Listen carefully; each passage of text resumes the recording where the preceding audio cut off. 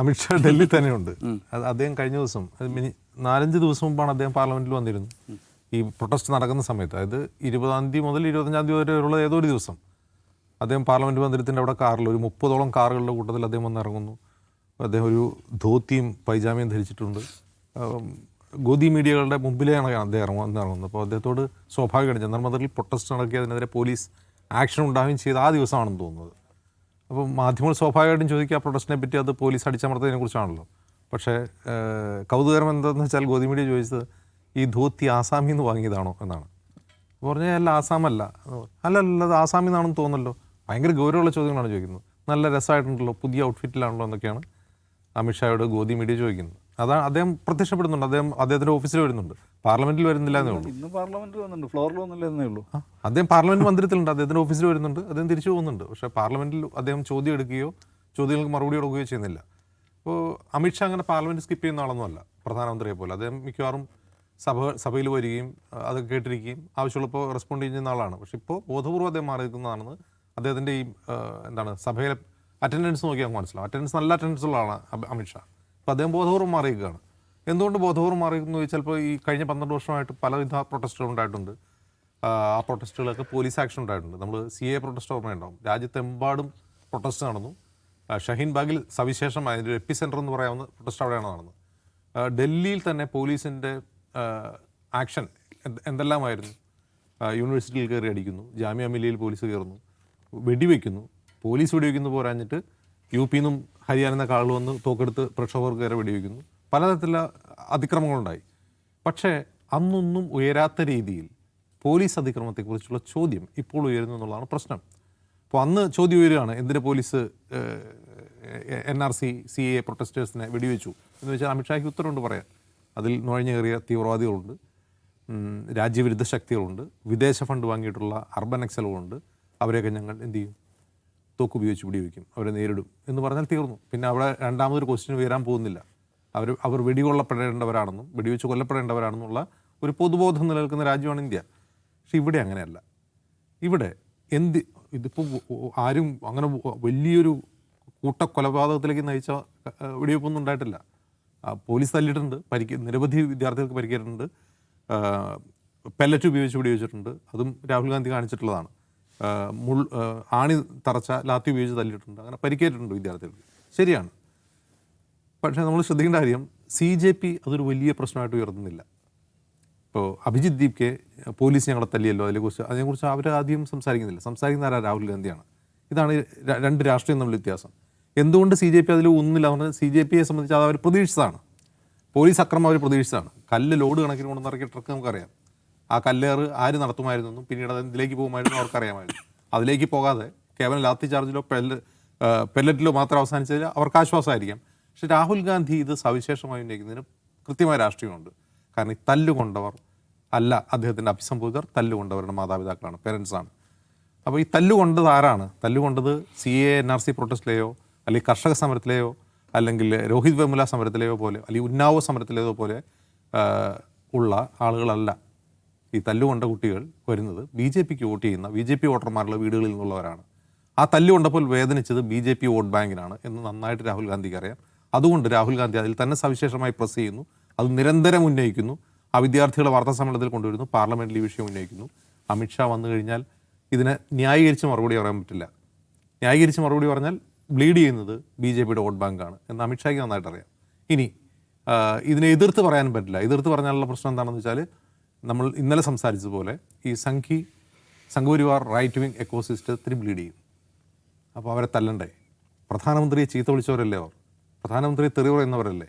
ധർമ്മേന്ദ്ര പ്രധാനെ ചീത്ത വിളിച്ചവരല്ലേ? അശ്ലീല വാക്കുകൾ ഉപയോഗിക്കുന്നവരല്ലേ? സംസ്കാരരഹിതമായി പെരുമാറുന്നവരല്ലേ? ക്ലീവേജ് കാണിക്കുന്ന വിധത്തിൽ ഡ്രസ്സ് ധരിക്കുന്നവരല്ലേ? ഇങ്ങനെയുള്ളവരെ തല്ലുകൊള്ളണ്ടേ? ഇവരെ കാർബൺ നക്സലുകളല്ലേ എന്ന് ചോദ്യങ്ങൾ വരും. അപ്പോൾ ഈ ഒരു കൺഫ്യൂഷൻ സംഘപരിവാർ എക്കോസിസ്റ്റത്തിൽ, റൈറ്റ് വിങ് എക്കോസിസ്റ്റത്തിൽ ഉള്ളതുപോലെ തന്നെ സർക്കാരിനുമുണ്ട്, അമിത്ഷായ്ക്കുമുണ്ട്. എന്ത് ചെയ്യണം എന്നുള്ളൊരു പ്രശ്നമുണ്ട്. ഇന്ന് ഡിജിറ്റൽ മീഡിയ രംഗത്ത് ജോലി ചെയ്യുന്ന ഒരു എൻ്റർപ്രണറാണ്. സംഘപരിവാർ അനുകൂലിയാണ്, BJP വോട്ടറാണ്. അദ്ദേഹത്തെ ഒരു ട്വീറ്റ് ഉണ്ട്, ഭയങ്കര രസകരമാണ്.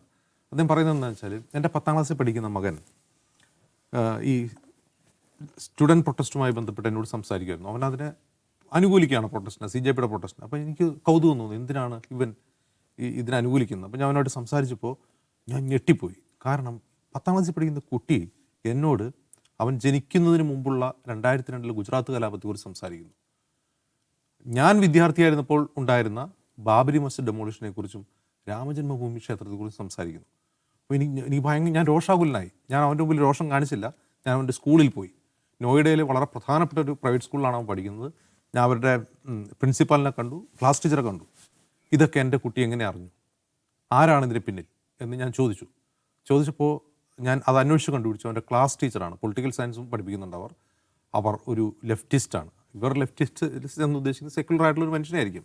അവരാണ് ഇതിവനെ പഠിപ്പിച്ചതെന്ന് ഞാൻ കണ്ടെത്തിയിരിക്കുന്നു എന്ന് പറഞ്ഞിട്ട് വളരെ രോഷാകുലനായി പോസ്റ്റ് എടുക്കുകയാണ്. അതായത് ന്യൂ ജെൻ പിള്ളേർ, അതായത് BJP വോട്ട് ബാങ്കുള്ള വീടുകളിൽ നിന്ന് വരുന്ന കുട്ടികൾ പോലും BJPയുടെ ഡിവിസീവ് പൊളിറ്റിക്സിനെ തള്ളിക്കളയുന്നു.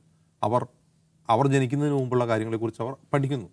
നമ്മൾ ശ്രദ്ധിക്കേണ്ട ഒരു കാര്യം, സോഷ്യൽ മീഡിയ പരിശോധിച്ച് കഴിഞ്ഞാൽ ഫേസ്ബുക്കിലോ എക്സിലോ ഒന്നും നമുക്ക് ഗുജറാത്ത് കലാപത്തെക്കുറിച്ചോ ബാബരി മസ്ജിദ് ഡെമോളിഷനെ കുറിച്ചോ ഒന്നും കാണാൻ കഴിയില്ല.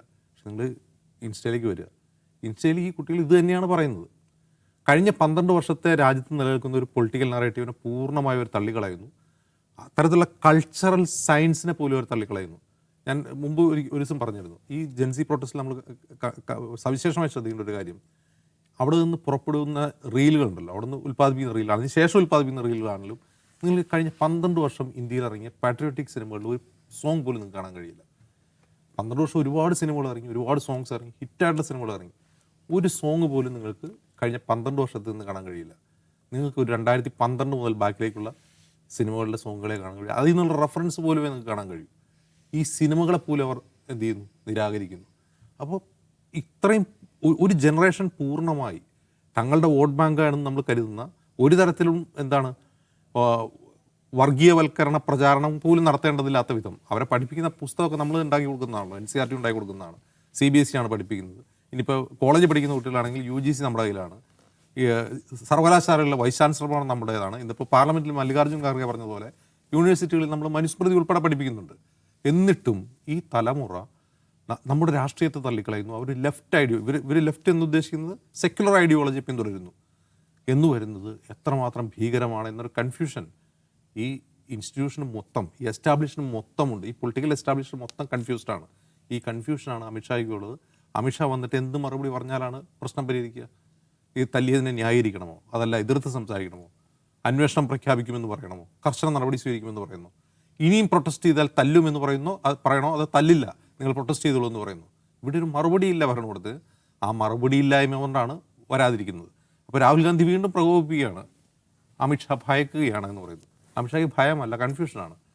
അപ്പോൾ രാഹുൽ ഗാന്ധിയുടെ ഈ പ്രൊവോക്കേഷൻ, അതായത് അമിത്ഷാ ഭയന്ന് നിൽക്കുകയാണെന്നുള്ള പ്രൊവോക്കേഷന് BJPയുടെ പുതിയ പ്രൊപ്പഗണ്ട വരുന്നുണ്ട്, ഒരു പ്രചാരണം വരുന്നുണ്ട്. പഴയൊരു വീഡിയോ അദ്ദേഹത്തിൻ്റെ, നിങ്ങളുടെ മുത്തശ്ശിയെ, ദാദിയെ ഞാൻ ഭയന്നിട്ടില്ല, പിന്നെയാണോ നിങ്ങളെ എന്ന് പണ്ട് എപ്പോഴും ചോദിക്കുന്ന ഒരു വീഡിയോ ഇപ്പോൾ റീസർഫേസ് ചെയ്യുന്നുണ്ട്. യഥാർത്ഥത്തിൽ ഭയമല്ല അമിത്ഷായ്ക്കുള്ളത്. അമിത്ഷാ ഭയക്കുന്നതല്ല ചെയ്യുന്നത്, അമിത്ഷാ കൺഫ്യൂഷനാണ്. അമിത്ഷാ ഭയക്കുന്നുണ്ടെങ്കിൽ അത് രാഹുൽ ഗാന്ധിയല്ല, പകരം അമിത്ഷായുടെ തന്നെ വോട്ട് ബാങ്കിനെയാണ്. അവർക്ക് ബ്ലീഡ് ചെയ്തിട്ടുണ്ട് ഈ സംഭവം എന്നുള്ളത് അമിത്ഷായ്ക്ക് നന്നായിട്ട് അറിയാം.